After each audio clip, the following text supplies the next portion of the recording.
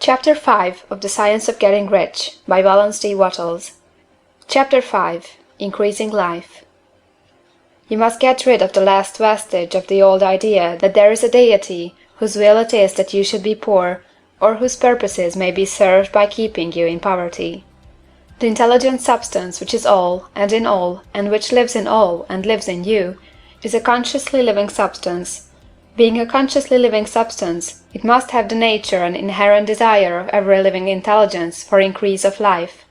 Every living thing must continually seek for the enlargement of its life, because life, in the mere act of living, must increase itself. A seed, dropped into the ground, springs into activity, and in the act of living produces 100 more seeds. Life, by living, multiplies itself. It is forever becoming more. It must do so if it continues to be at all. Intelligence is under the same necessity for continuous increase. Every thought we think makes it necessary for us to think another thought. Consciousness is continually expanding. Every fact we learn leads us to the learning of another fact. Knowledge is continually increasing. Every talent we cultivate brings to the mind the desire to cultivate another talent. We are subject to the urge of life, seeking expression, which ever drives us on to know more, to do more, and to be more. In order to know more, do more, and be more, we must have more. We must have things to use, for we learn, and do, and become, only by using things. We must get rich, so that we can live more. The desire for riches is simply the capacity for larger life seeking fulfillment. Every desire is the effort of an unexpressed possibility to come into action. It is power seeking to manifest which causes desire. That which makes you want more money is the same as that which makes the plant grow. It is life, seeking fuller expression. The one living substance must be subject to this inherent law of all life. It is permeated with the desire to live more. That is why it is under the necessity of creating things.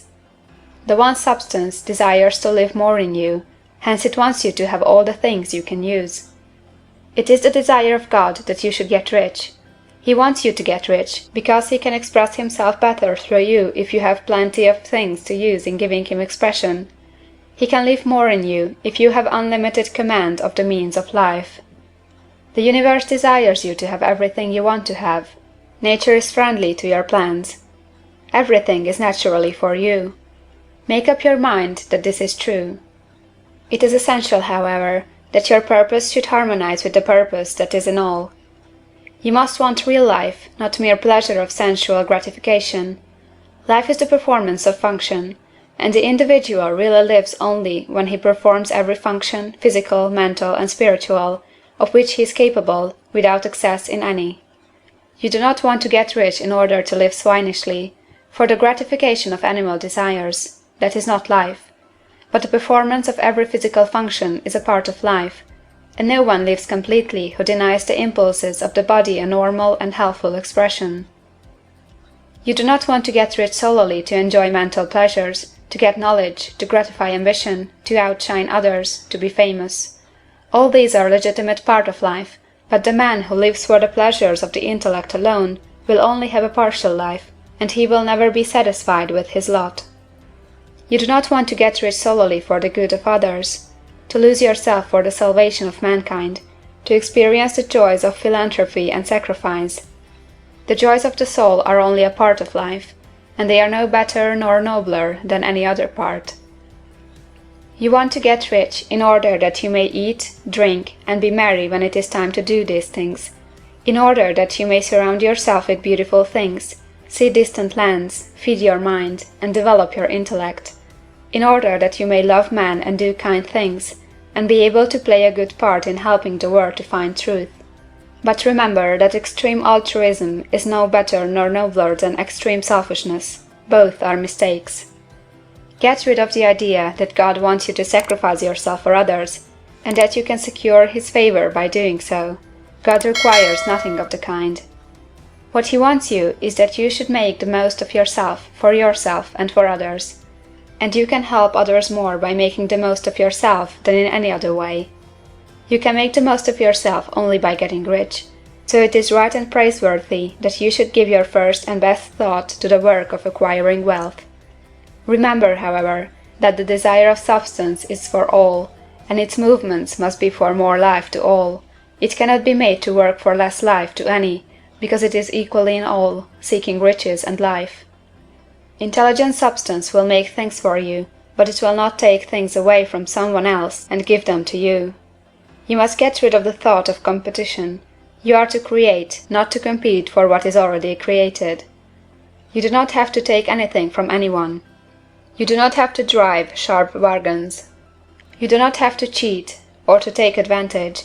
You do not need to let any man work for you for less than he earns.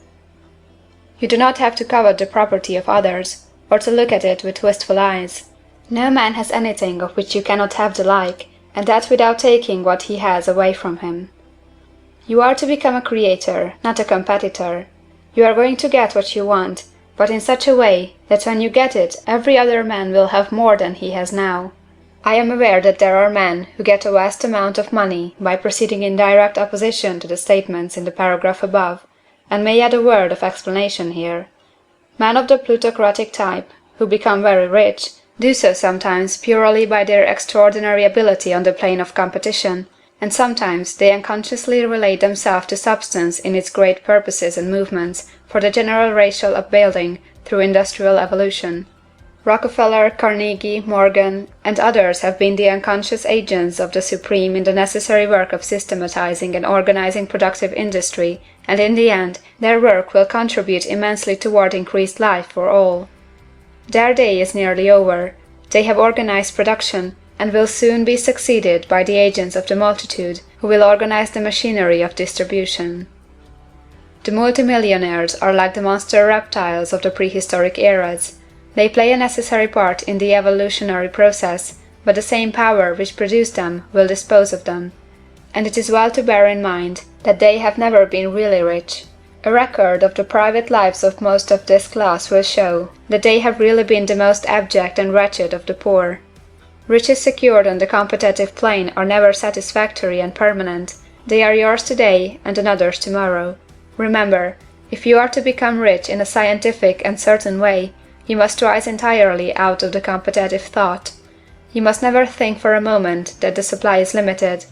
Just as soon as you begin to think that all the money is being cornered and controlled by bankers and others, and that you must exert yourself to get laws passed to stop this process and so on, in that moment you drop into the competitive mind, and your power to cause creation is gone for the time being, and what is worse, you will probably arrest the creative movements you have already instituted. Know that there are countless millions of dollars worth of gold in the mountains of the earth, not yet brought to light, and know that if there were not, more would be created from thinking substance to supply your needs. Know that the money you need will come, even if it is necessary for 1,000 men to be led to the discovery of new gold mines tomorrow. Never look at the visible supply, look always at the limitless riches in formless substance, and know that they are coming to you as fast as you can receive and use them. Nobody, by cornering the visible supply, can prevent you from getting what is yours.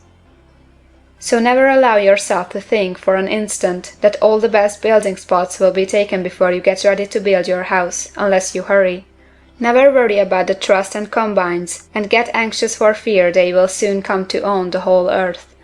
Never get afraid that you will lose what you want because some other person beats you to it.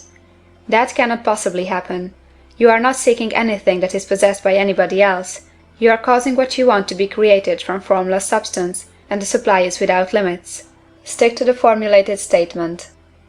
There is a thinking stuff from which all things are made, and which, in its original state, permeates, penetrates, and fills the interspaces of the universe. A thought, in this substance, produces the thing that is imaged by the thought. Man can form things in his thought, and, by impressing his thought upon formless substance, can cause the thing he thinks about to be created. End of chapter 5.